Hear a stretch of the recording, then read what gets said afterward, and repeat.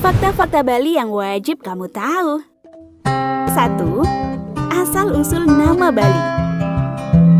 Kasta Bali pertama kali muncul dalam prasasti Blanjong yang ditemukan di Sanur.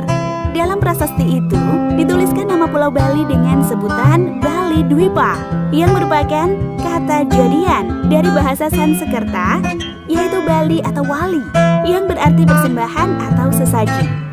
Sedangkan kata Dwipa sendiri mempunyai arti pulau. Nomor 2. Bali sebenarnya adalah 4 pulau. Selain Pulau Bali itu sendiri, Bali juga memiliki beberapa pulau kecil yang terkumpul di lepas pantai di bagian tenggara.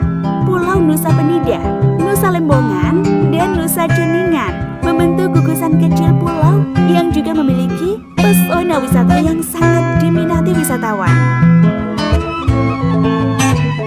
3. Sebagian besar orang Bali sebenarnya adalah orang Jawa keturunan Majapahit yang bermigrasi. Penduduk pertama Bali disebut Bali Aga yang tinggal di daerah pegunungan seperti masyarakat di Desa Tenganan atau Desa Trunyan.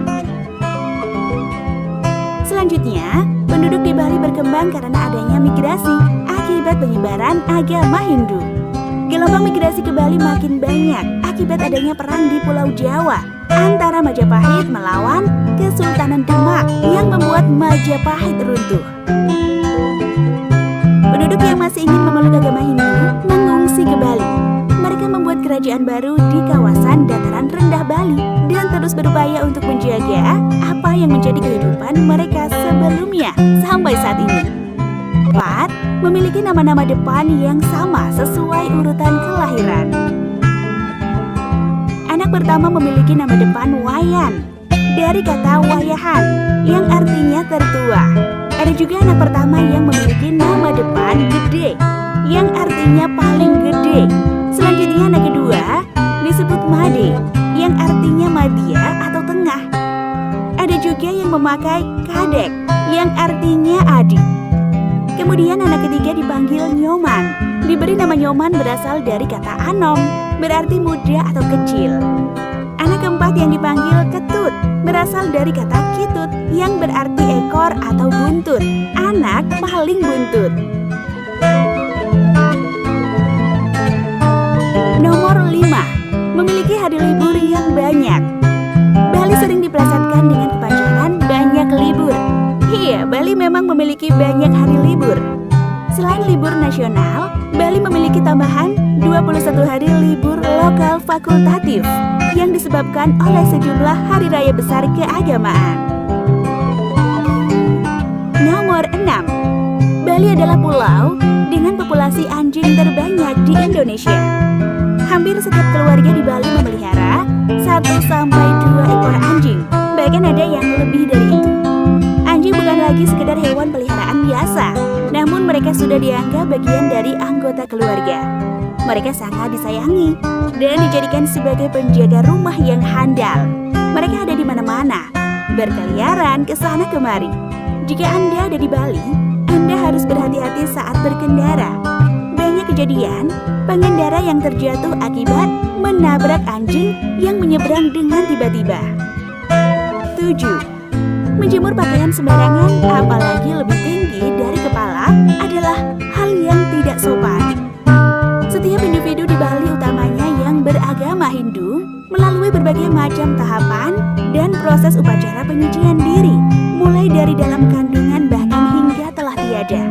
Melewati jemuran pakaian, apalagi yang tepat berada di atas kepala, adalah hal yang tabu, karena dianggap dapat mengurangi kesucian diri.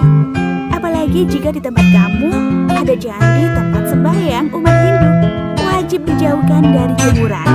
Selain sangat melanggar kesucian, juga sangat tidak baik dari segi etika masyarakat di Bali. Nomor 8.